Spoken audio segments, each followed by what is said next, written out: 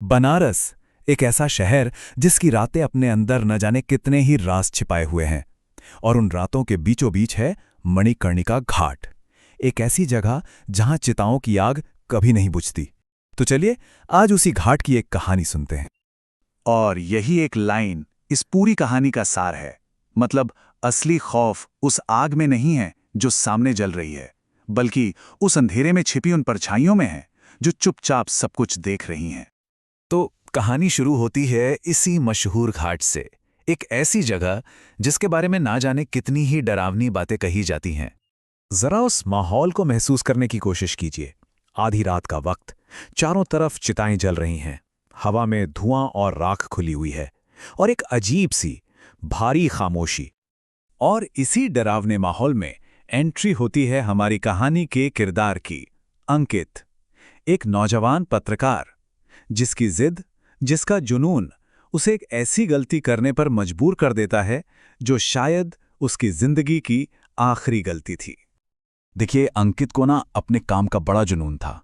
उसे एक ऐसी स्टोरी चाहिए थी जो सबसे अलग हो, जो उसे मशहूर कर दे, और इसके लिए वो किसी भी हद तक जा सकता था। लोगों ने मना किया, चेतावनी दी, पर उसने सब अनसुना कर दिया। और चेतावनी भी कोई ऐसी वैसी नहीं थी।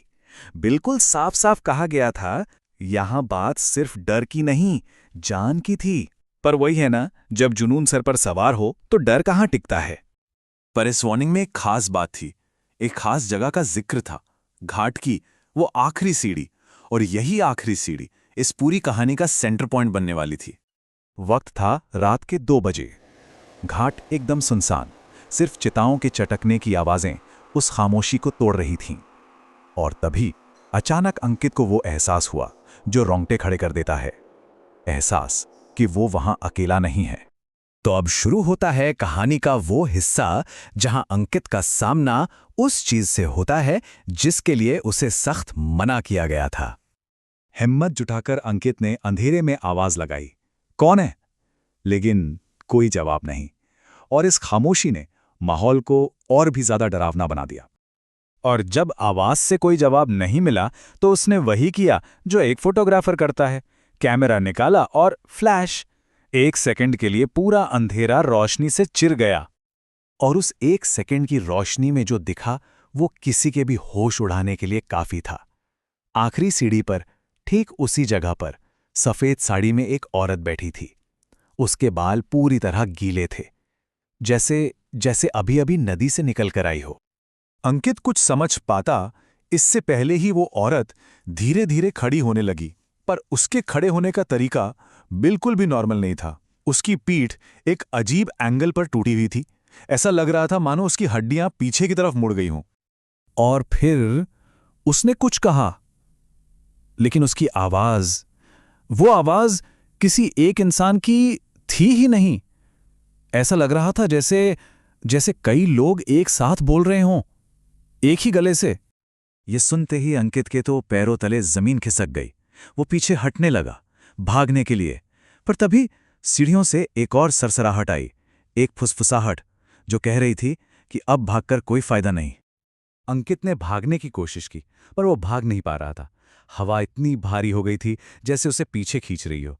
उसकी टॉर्च बंद हो गई। अंधेरे में रोने और हंसने की अजीब आवाजें गूंजने लगी। और तभी जलती चिता की हल्की सी रोशनी में वो ठीक अंकित के सामने थी। उसकी आंखें अंगारों की तरह चमक रही थीं।